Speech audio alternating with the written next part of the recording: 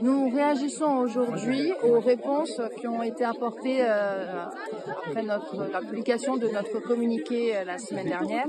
par la CDC et par le rectorat, à savoir que la CDC dit que ça ne relève pas de ses compétences en termes de surveillance donc, et que le rectorat a dit ne pas être au courant alors qu'il y a eu pléthore de courriers, de signalements. Il y a même eu un procès auquel le DAZEN était présent après les menaces de mort adressées par des personnes extérieures à l'établissement qui s'étaient introduites dans le lycée. Il y a un phénomène de fond sur la sécurité aux abords des établissements, de celui-ci en particulier et de ceux des 7000 établissements scolaires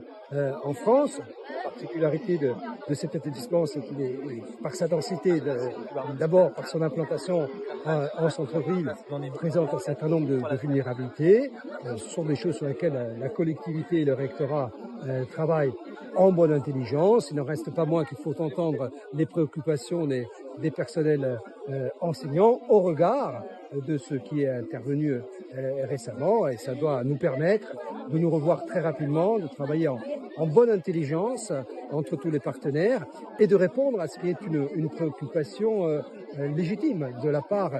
des personnels qui veulent se sentir en sécurité dans l'établissement scolaire.